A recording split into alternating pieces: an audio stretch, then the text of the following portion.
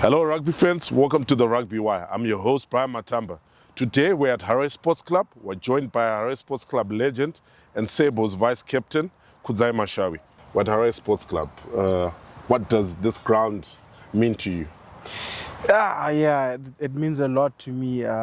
Somewhere that I've grown up, straight after high school, coming here to play my rugby, playing alongside the likes of Denny Hondo. So it's basically a home for me, and pretty much this is where I spend most of my time, obviously, because I also work at Tech Rugby Trust. So it's pretty much a home for me. Kudzai, you've played more than a decade for Harare Sports Club, and you've played on this field. Which are your three most memorable games? I think the most recent ones would have to be the most memorable ones. But starting back in high school, I think 2011, at Churchill, where we played St. John's, where we broke, I think, the 20 years jinx of not beating St. John's. And then obviously winning the first Nedbank Challenge Cup. And then the most recent one where we won the title, becoming the current champions for the league. And what's it about Harare Sports Club which has made you stay at this great sport? I think it's something to do with the brotherhood, being mentored obviously by the Denny Hondo that I mentioned, Denford, TJ, Shamu, and here I've pretty much, it still feels like I'm still in school, because most guys who come from church will come here. So it's a brotherhood, it's a family. You've got older guys, senior guys who welcome you and who still mentor you coming up. And also you've got youngsters who look up to you coming from a background that you obviously coming from, Churchill. So I think it's the brotherhood for me that really keeps me here. Last year, you played in the inaugural Sabolaga Great Cup. Yeah. You made it to the final. You were unlucky to lose by 4 points. How was that experience, captain in a very young, spirited Impies? Yeah. And how was it also working with Coach Bob? I'll answer with the Coach Bob one first. It's something that I've always yearned for years, to always work again with Coach Bob since high school. He's a man who's got so much under his belt, experience, the knowledge, the detail. You know, it's something that you as a player, you obviously, you know, get absorbed in, you sponge a lot of it. So it's something that I was really happy about when I found out that I'm going to be working with Coach Bob. And then captaining the side for me was a moment of pride and honor. Some of those kids are something to look up to in the future, and having so much spirit in how we played, how we performed, how we grew. We trained together even on Sundays, and most guys were from out town. So coming together on a Thursday, Friday, where we do our captain's run and perform like that on the weekends, we did well to get to the final. It was unfortunate, but I was really proud and happy about, you know, our progress as athletes and obviously as brothers. So you cannot say I'm going to blow away and you're going to be lonely. You're going to have brothers, and even Tare brothers, that you can say I'm still home. You played in the last 2 Africa Cups, and the most famous one was the one qualifying to the World Cup for 2027 in Australia. Yeah. What lessons did you learn, and did the previous campaign before the final one equip you guys to finally get over the line? Yeah, for us really, it was about setting goals for ourselves, achieving the goals. As you know, once you get on top, the hardest thing is to stay there, because everyone is trying to shoot you down. So obviously the qualifying year was a bit tougher for us, because we set ourselves a bar, but it was a much higher bar because everything was on the line. Some of us are as old as can be. We're close to the curtains of our playing career. So we obviously had to get the best result that we could to set ourselves and to pave a way for the youngsters who are coming. So I believe that consistency was key for performance. Obviously playing harder games as they come, because everyone wanted it. So even against Morocco, the last time we played against Morocco, we drew, and no one expected that result. So it was this venue. Yeah. So for some of us, it was this or nothing. There was no next 4 years, so we had to give it everything. We had to get the result that we wanted, and really the work that we put in for the whole year put us where we got to last year. It gave everyone a different or a bigger picture in terms of performing at a higher level. You've got to stay consistent, you've got to work hard, you've got to put in the hours. And the coaching stuff that we had, if I'm not mistaken, we probably had 14 coaching staff. Everyone doing something. It's something that I'd never been exposed to. So there's a defense coach, there's an attack coach, there's a physio, 2 physios, this one taking care of that, this one taking care of that. So I think a lot of things that most of us are not exposed to, or were not exposed to before, really put us in a good place to achieve what we did. You and Brendan Mzekenyedzi, you've become like the mainstay of the team. You're the center period. And how's it been playing next to Brendan Mzekenyedzi? Brendan is an exceptional talent. He's if I'd say, close to a complete athlete. Of course, besides the chirping, but we love that because it's part of the game. But the fact that he takes his time. He helps the whole team. We help each other. Next to each other. Before we do something, we've already spoken about it. If we're standing opposite the opposition, scrum time, he's going to tell me, okay, I'm going to move this way. I'm going to respond to what he's saying. We're going to do it, back each other. And it's something that, as a pairing, you need to have that sync. Even off the field, we're always in contact, we're always fighting, we always, Brendan is that guy for the team. So he's a special person. But really, he's a wonderful human being. So the relationship that we've had off the field falls onto the field. So they're not really grey patches every time when we're there. We're always in sync. And when it comes to job, we hold our standards at a high level. So I guess that is what has helped us also to be where we are at the moment. You nicknamed the Enforcer. Where do you think that nickname comes from? Or can you tell us a bit of history about it? It's very funny. It came from, if I'm sure you know Prince Nube, former sports club player as well. He's now in the States or UK, if I'm not mistaken. So we used to play sevens together. So obviously through how I play, I'm always finding my way through or past defenders. So he said this other day, why is it you're always making life hard for yourself? You never like to go through the easy way. I didn't have any answer. So he just said, you know what? Yeah, you like enforcing things. So that's where the name just grew. He started saying enforcer from sevens, and then the name just grew, and then the whole team, just kept on going enforcer, and then boom, I'm now an enforcer. Not by my own doing, but someone else gave me the name, yeah. All right, the last qualification, you were not shy of being physical. Is that something you always look forward to whenever you carry the ball? To be honest, I think even from high school, when I started playing rugby, I've always been a player who never really shied away from the physical stuff. So training over the years obviously helped me to be where I am, and obviously picking up some weight along the way, thanks to some people's cooking. So in the final, I felt I was in a good space, and opportunities presented themselves. You don't really look for that stuff, but if the opportunity is there, you go for it. And like I said, I think it's my DNA. It's my personality, it's my character.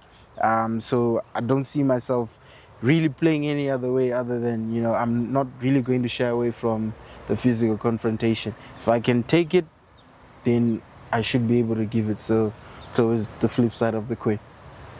Kudzai, we're going to continue the conversation. We're just going to take a brief break. Don't forget to like our Instagram page, our Twitter page, and our TikTok page. It's Rugby Wire, ZW. Please also like and subscribe our YouTube channel. It's your comments and your feedback which make us better. See you after these messages.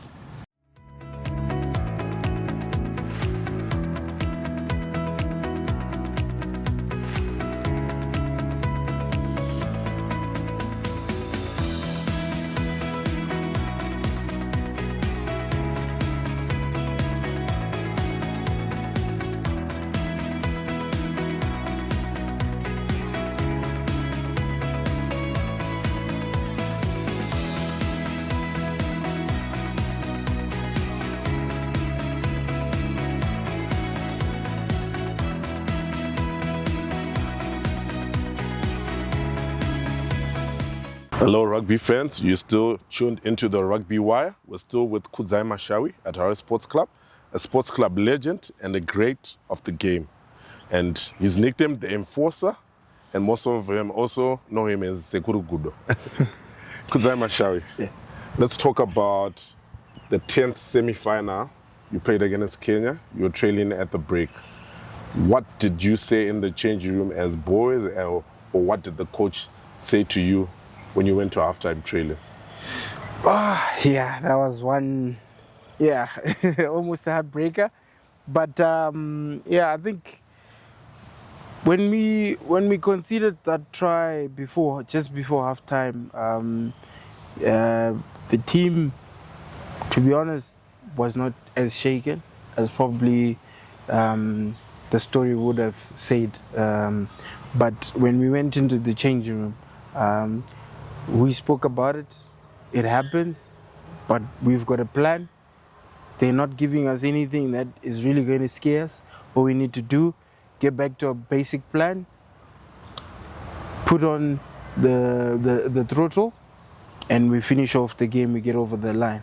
And we went back there, but it was really a matter of everyone staying calm. I think that's what helped us to get over the finishing line. I'm sure even saw how Prior, just managed to put us in the right positions, stick to our plan, and get the points that we needed to carry over the line. But yeah, the coach just said, you know what, we've got this, we've got to stick to the plan and cross over the line. And has it sunk in that you guys achieved something which has not been achieved by other generations? It's the first time in almost 36 years Yeah. we're going to the World Cup. Whew. Yeah, it took us, I think, maybe 3-4 months for most of us, because, really after that final whistle, it was anxiety, excitement, I don't know, like we couldn't believe that, for 2 years we'd been talking about it, and boom, it's here.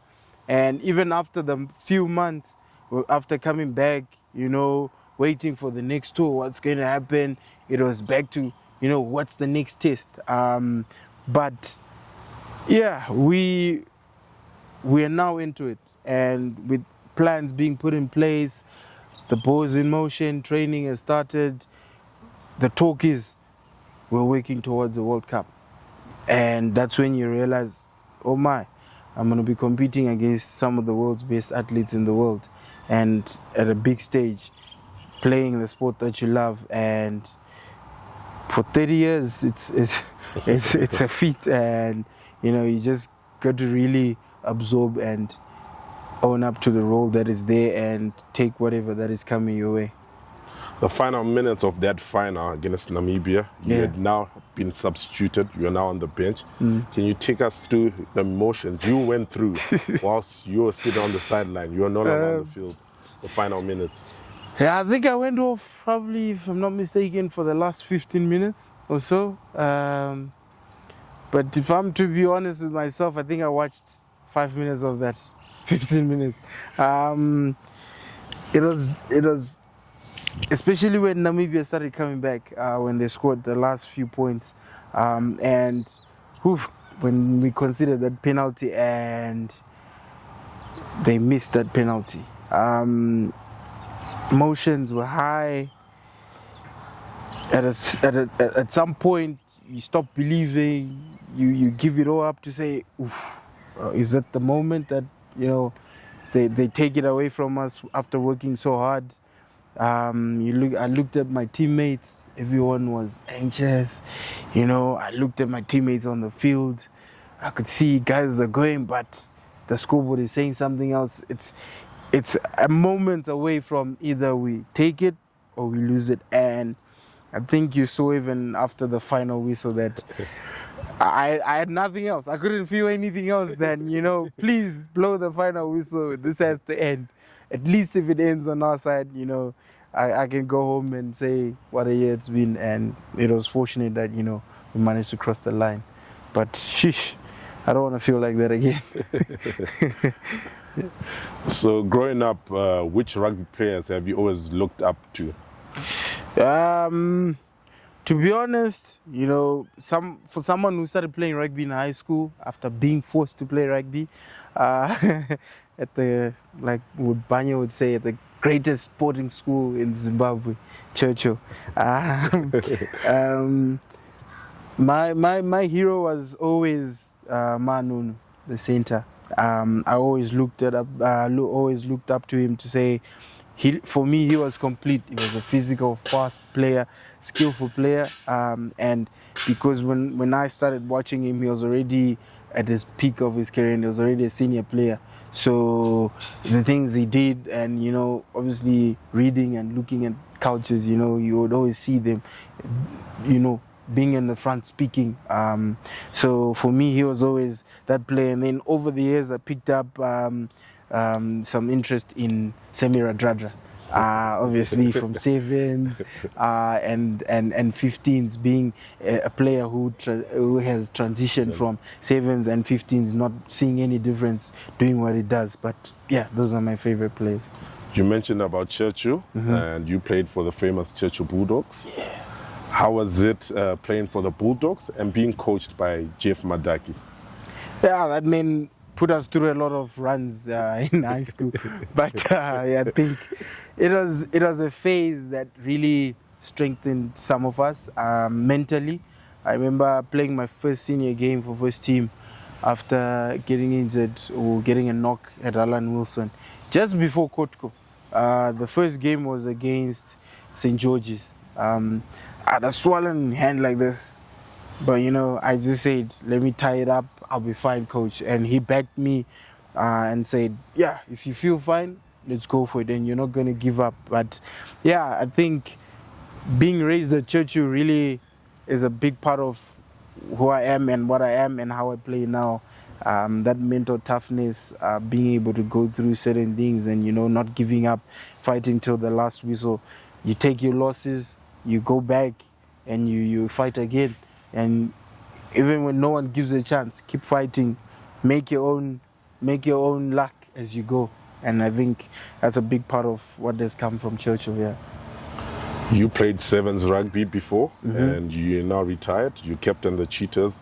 How did sevens help you as growing as a rugby player? Yeah, sevens for me, most importantly, was the training phase of sevens, and obviously the different aspects of the one-on-ones, the technical and tactical aspect of sevens. It really helped me, how we trained. We put in a lot of time with Graham at the point, Danny Hondo, with a lot of tactical stuff that went in there.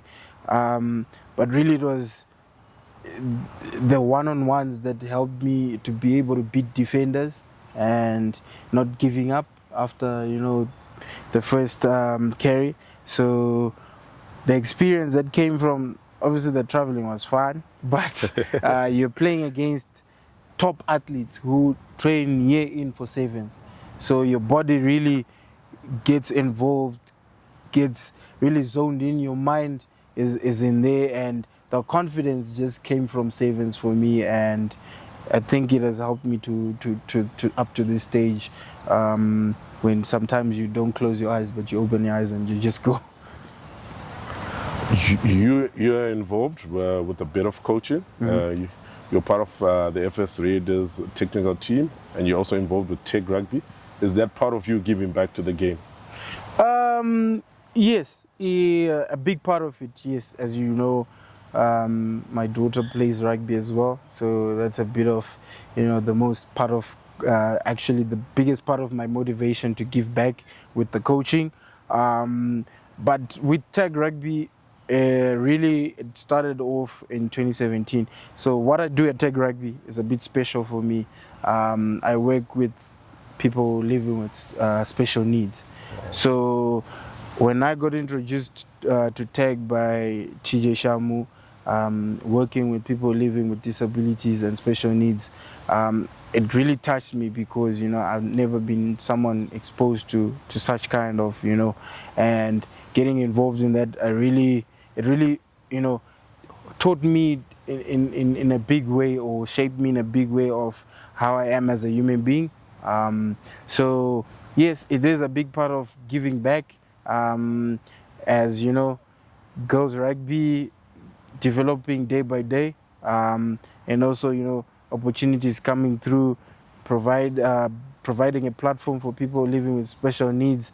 For me, you gotta wake up and say, I've got a purpose and do something. So yes, it is a big part of giving back with rugby. Australia is roughly, we could say, 18 months away.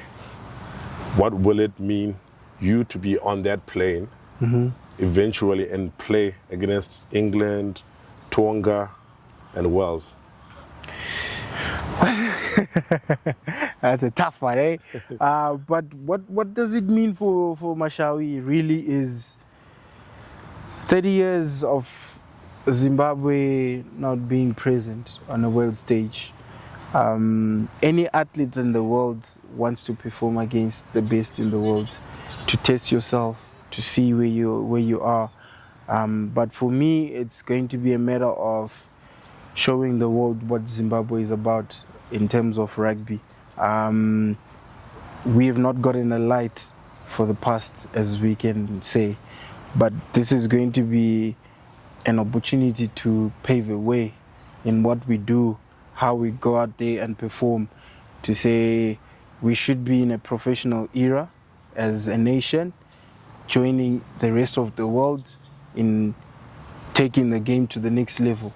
And that is what Mashawi is going out there to say, this is what is in Zim and Africa. So we want to be part of the whole match with where everyone is going. So for me, when that opportunity comes, we're going to compete, take our opportunities as they come, create as we go, and make sure that everyone says Zimbabwe is back.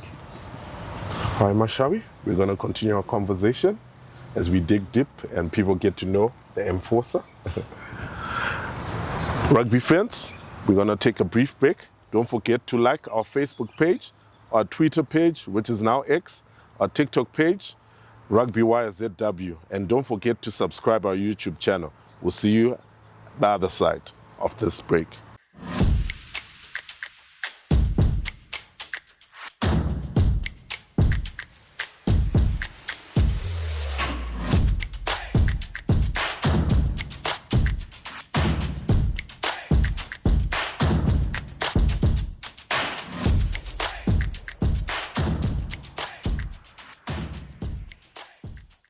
Hello, rugby fans. You're still tuned into the Rugby Wire. We're still chatting with the Sables vice captain and Harare Sports Club legend, Kudzai Mashawi. Kudzai, this year the Sables are going to play 6 big test matches, and the first 3 games are in July, where we're going to play USA, we're going to play Tonga and Canada. What are you looking forward to as a player? As a player, obviously, it's another goal, it's another test a better taste. So I'm looking forward to the type of training, the intensity of training.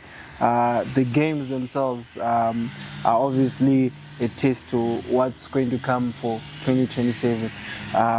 It is a measurement of where we are and where we need to be able to compete against some of the world's best and top athletes out there. And if it wasn't for rugby, what career path would you have taken? Whew. Besides football, I've always wanted to be, or I've always been someone who's pretty much into the invention part of science, experimenting stuff, not being shy at. Actually, a lot of careers. Actually, I could have been a comedian, low key, but yeah, I think I would have been in the science world probably, because that's what I love doing in school. But yeah, fortunately, I'm running on the field. And apart from rugby, are you involved in anything else? So if I'm not on the rugby field, most people would know I'm into the tire industry. I own a tire business with my partner, my wife, along Sega Road, 145 Sega Road, Arcadia. So that is our 8 to 5 as a family. So if I'm not at rugby, or if I'm not at Tech Rugby Trust, which is my other career, I'm at the business, trying to solve everyone's solutions with tires. And also, you got a young family, you're an athlete, you run the business together with your wife, you mentioned. How do you balance between rugby and family? So the fortunate part is our family is also sporty. My wife having played basketball for the national team as well. And obviously now the kids, the older one playing rugby herself, and the other two coming up, pretty much I think they're going to be into sports as well.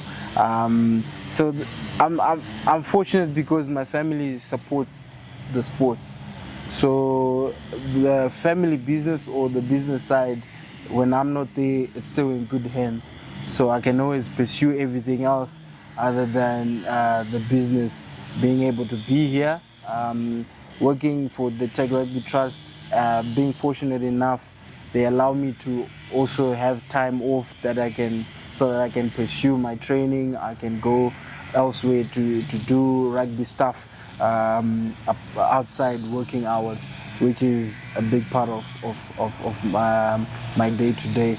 So really grateful, because I don't have to be in all the places at the same time. I can be elsewhere, and my partner can do the other things that need to be done at home. And you've played more than a decade. Are there any superstitions or things you do before a game, or rituals, or routine, or certain playlist of music? You know what? Yeah. A night before the game, I don't sleep in the house. I'm kidding. I don't do that. I don't do that, guy. Now, for me, I find it difficult, or really I've never been someone who gets psyched up, get in a zone. You can even ask guys when we're going to matches. I'm probably alongside BMAC or some of our teammates singing along, talking to mates, and then in terms of music, yeah, I'll listen to maybe one song after that.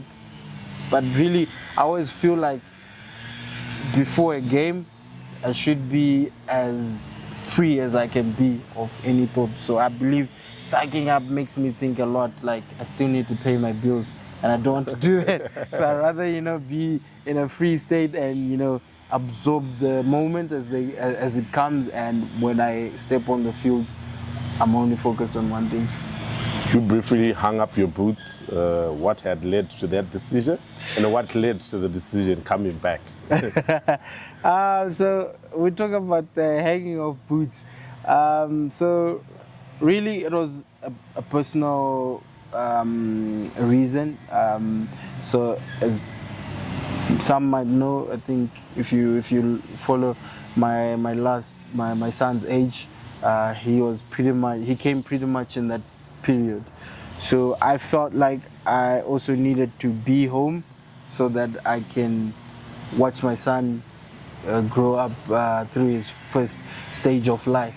And then also at that particular time, I had issues with my health that stopped me from doing the enforcer things, because I always had to, keep in mind that, because the doctor would say you can't do this and you can't do that. So that obviously stopped me from doing certain things. Apart from that, those are pretty much the main reasons. I felt like I needed to just step away from the international games, because obviously I'm always someone who wants to give it every day, without anything holding me back. And then coming back, really, Pete has his way of talking,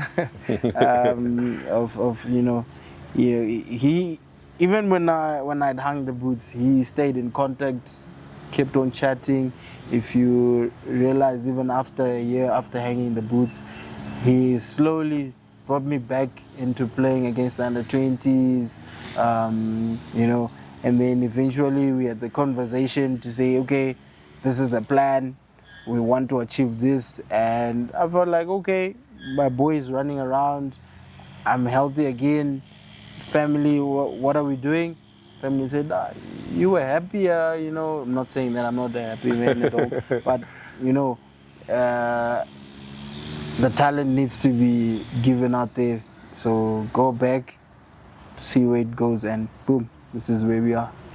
And the last 2 years, how's it been working under Coach Pete Bernardi? It's been a dream for me, obviously coming out of retirement to achieve this. Thanks to my teammates really trusting me and backing me up, and obviously Coach Pete being the main part of that, the training, the investment, the understanding, the relationships that we've built with the coach.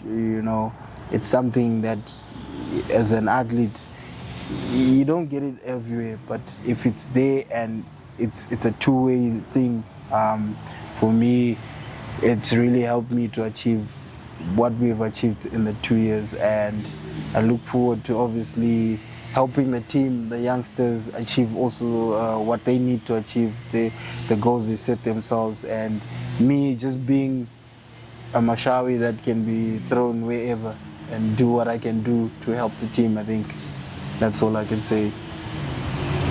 And your parting words, what message would you tell to any boy either in Beitbridge or in Masringo or in Guruve who would like to pick up the game of rugby? It's always, you are a human being because of something that is inside you. When God put us on this earth, He gave us each a talent. So you cannot be stingy or selfish with whatever you have. Give it to the world, give it to the community, and once you decide once you find what your talent is, wake up every day and say, I've got to make a difference with your talent, and make sure that whenever you're out there, you're doing it to the fullest. The world deserves billions of human beings to make it better. So that's all we need to be, and God will take care of the rest. Kudzai Mashawi, it's been a pleasure having you on the Rugby Wire. Hopefully we'll have you soon, just before Australia 2027. It's been a pleasure. Thanks a lot. Thanks for having me, guys. Rugby fans, that was the legend, the myth, the enforcer, Kudzai Mashawi. We had a lovely chat on the Rugby Wire. Don't forget to like our Facebook page, our Twitter page, our X page, which is formerly Twitter, Rugby Wire ZW. This has been the Rugby Wire, and I've been your host, Brian Matamba.